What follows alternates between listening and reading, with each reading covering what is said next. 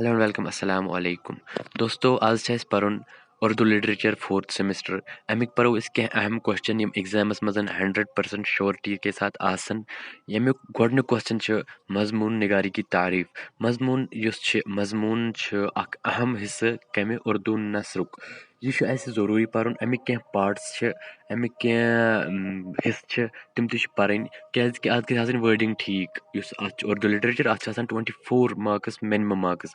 आज के आसन वर्डिंग ठीक सो मे बनाइक तुह खतर नोट्स इम ज़्यादा असल नोट्स अगर तुह ज़रूरत आसन तुह हेकु मे मैसेज करित तुह हेकु मे कमेंट करित बह त्राव तुह नोट्स यम गई अमिक 3 हिस्से मजमूनिक तमहीद असल मजमून तो इख्तिदाम तमहीद क्या गो युस स्टार्ट आसे असल मजमून क्या गो युस मजमूनुक मंजिम हिस्से यथ मजन असली कहानी आसान छ यथ मजन असली इंटरेस्ट छ आसान यथ मजन असली कथ या मैसेज छ आसान पत गो इख्तिदाम गो ओब्वियसली छ आसान इत पठन पता आखिरी हिस्से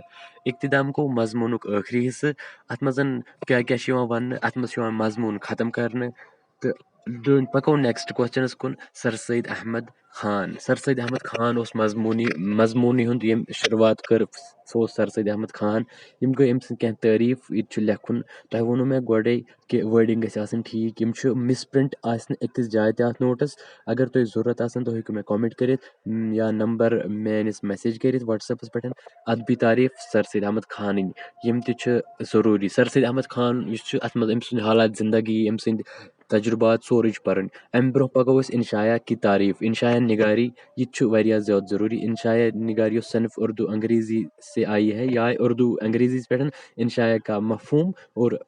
अदब में तकरीबन ही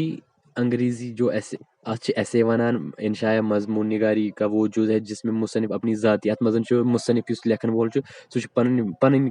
मसल करान अत मजन इजहार यह तमिस पानस सतन गोमुत ब्रोह कुन पको उर्दू खाका निगारी वारिया ज़्यादा ज़रूरी उर्दू खाका निगारी क्या गो यह कम कर स्टार्ट यह कत गई स्टार्ट या अमुक युस बानी सह कुस उर्दू खाका निगारी वारिया important question Urdu literature 4th semester खतर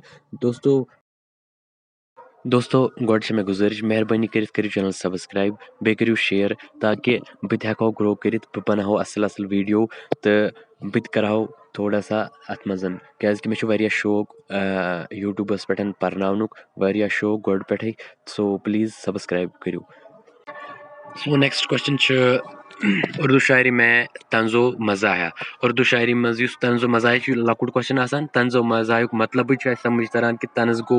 कशिर पे वन कट कड़न सह गो तंज कर शायरी मज मज़ाया गो कंस मजाक कर डेफिनेशन दित तुम हेकु असल पे पढ़ित अम पे इंपॉर्टेंट क्वेश्चन यम हेक अवेलेबल गम थे इथे पे लिखित आगा हशर कश्मीरी खाका यह लिखुत सादात हसन मंटोन यह थो तो याद यह अमी लिखुत अम सुंद खाका मुश्तबा हुसैन की खाका निगारी मजमून किस्म यम पढ़ित ऑलरेडी बे